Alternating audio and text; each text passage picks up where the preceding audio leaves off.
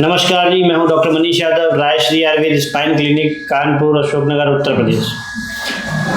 ये सभी लोगों के मन में वहम है, चिंताएं हैं, परेशानियां हैं कि साहब रीढ़ की हड्डी में नस दब गई है, किसको दिखाएं, कहाँ के डॉक्टर को दिखाएं।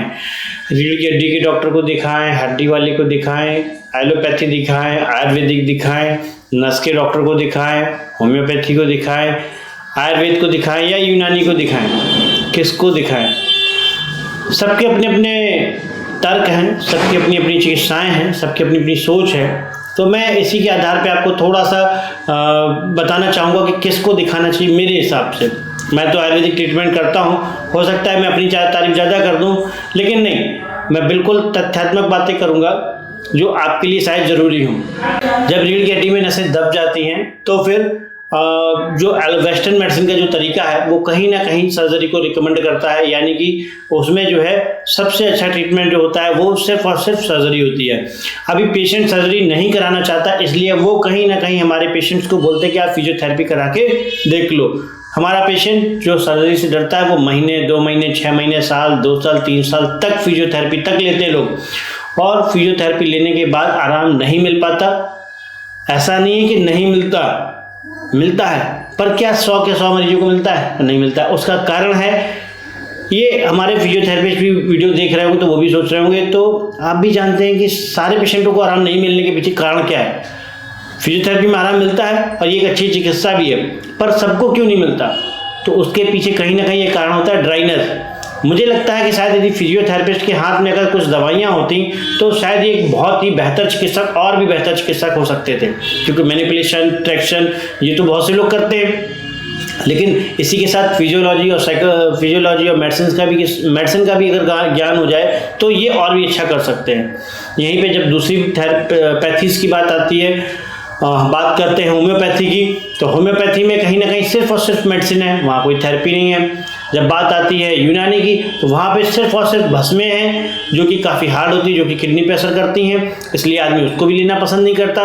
फिर बात आती है नो साइड इफेक्ट की, तो नो साइड इफेक्ट में 2 ही चीज़ें आती हैं, या तो आयुर्वेद है या फिर आपका होम्योपैथ है। होम्योपैथ के पास में कहीं ना कहीं आप सबको पता है कि थेरेपी के नाम पर या कोई भी फिजिकल थेरेपी या फिजिकल एक्टिविटी नहीं होने की वजह से वो आपको जो नस दबी हुई होती है उसको उठाने में कहीं ना कहीं बहुत ज़्यादा सक्षम नहीं हो पाते।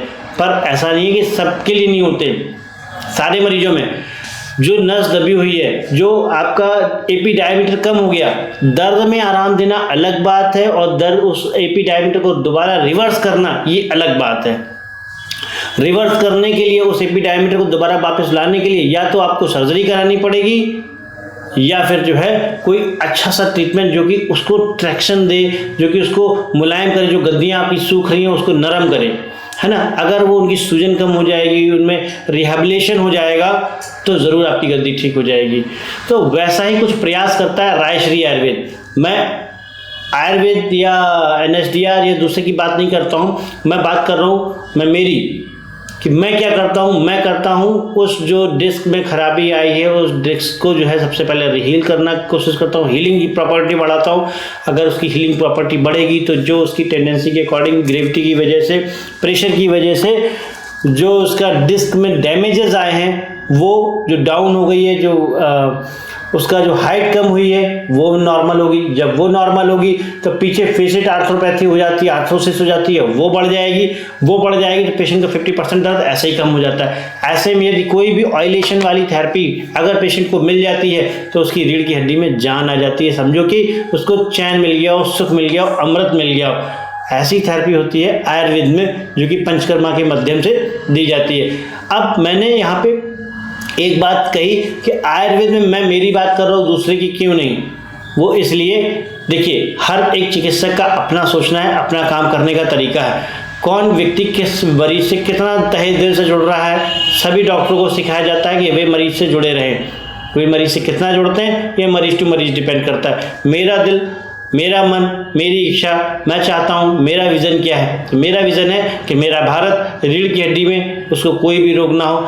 ऐसी सोच के साथ मैं आगे बढ़ता हूँ। तो उसके लिए मैं चाहता हूँ कि आपको वो पता हो कि आपको बैठना कैसे है, खाना कैसे है, आराम कितना करना है, चलना कितना है। इन एक एक चीज़ों पे, डेडिकेटेड चीज़ों पे हम बात जब करते हैं तब पेशेंट जाकर के धीमे धीमे ठीक होता है। केवल सिर्फ और सिर्फ दवाई खाने से मरीज ठीक नहीं हो सकता, और यदि हो सकता तो आप मेरा वीडियो नहीं देख रहे होते। आप मेरा वीडियो जब भी देख रहे हैं जब आपको 6 महीने, 8 महीने, साल भर से दर्द हो रहा है, आपको आराम नहीं मिल रहा है। यूट्यूब पे वीडियो जब भी सर्च हो रहा है कि जब आपको आराम नहीं मिल रहा है। आराम क्यों नहीं मिल रहा है? उसके पीछे कहीं ना कहीं कारण है एक सर्जरी। सर्जरी के लिए पेशेंट तैयार करना, ये एलोपैथी वाले तैयार नहीं करते हैं, ये वेस्टर्न मेडिकल साइंस तैयार करती है कि कैसे पेशेंट इसमें आएगा। तो मेरा आपसे यही निवेदन रहेगा कि यदि ऐसी कोई समस्याएं रहती हैं तो आप हमसे संपर्क करें। हम लोग पूरा प्रयास करेंगे आपको रोग मुक्त करें, और सर्जरी के लिए एक डिस्क के लिए नहीं, पूरी रीढ़ की हड्डी आपकी 100 वर्षों तक सुरक्षित रहे, उन सब के लिए प्लानिंग करते हैं, उन सब के लिए आपको नॉलेज भी देते हैं। क्योंकि रीढ़ की हड्डी में अगर दिक्कत आई है तो वो एक दिन में तो ठीक होनी नहीं है, और किसी एक डॉक्टर का ट्रीटमेंट एक दिन ले लिया, महीने भर में ले लिया, 2 महीने ले लिया तो ठीक हो जाएगा, ऐसा नहीं है। उसको आपको बार बार उसमें समझना पड़ता है, बार बार जाना पड़ता है, मिलना पड़ता है, देखना पड़ता है क्या हो रहा है। कुछ थेरेपी होती है, कुछ पंचकर्मा होते हैं, क्या बेहतर रहने वाला है। तो फिजिकल थेरेपी इसमें बहुत बेहतर रहने वाली है। अब आयुर्वेद किसी के चिकित्सक के पास क्या नहीं है कि साहब वो डेडिकेटेड स्पाइन पे काम करने वाले लोग ही कितने हैं। आप इस चीज़ को नोटिस करिएगा, 2 मिनट की वीडियो, 3 मिनट की वीडियो डेली डलते कि 2 मिनट में कमर दर्द से छुटकारा, 10 मिनट में कमर दर्द से छुटकारा। सबको मिलता है ना। आप एक पैरास्टामोल खा लीजिए, आप एक पेन किलर खा लीजिए, दर्द में आराम मिल गया, पर ठीक हुई क्या आपकी कमर? नहीं हुई ना। अगर ठीक करना है तो राजश्री आयुर्वेद को संपर्क कीजिए, तो कॉल लगाइए, अन्यथा मत लगाइए। यदि मेरा वीडियो आपको ऐसा अच्छा लगता है तो नीचे जो लाइक का बटन है उसको दबाइए। अगर बुरा लगता है तो डिसलाइक का भी बटन है, उसको दबाइए। कमेंट में दिया गया कमेंट बॉक्स, उसमें कमेंट में लिखिए कि सर आपका वीडियो नहीं अच्छा लगता है या मैं गलत बोल रहा हूँ, तो वो भी बात बताइए। बहुत सारे मेडिकल साइंसेस के डॉक्टर्स ये मानते हैं कि ऐसा नहीं हो सकता, लेकिन हम वही बोलते हैं, वही समझते हैं जो हमें पढ़ाया गया है। आयुर्वेद को समझने के लिए एमबीबीएस को आयुर्वेद की टेक्निक को समझना पड़ेगा, और एमबीबीएस की टेक्निक को समझने के लिए एक आयुर्वेद को एमबीबीएस की पढ़ाई करनी पड़ेगी। ना तो बीएमएस एक एमबीबीएस की तैयारी करता है, ना ही एक एमबीबीएस बीएमएस की तैयारी करता है। दोनों एक दूसरे के पूरक हैं।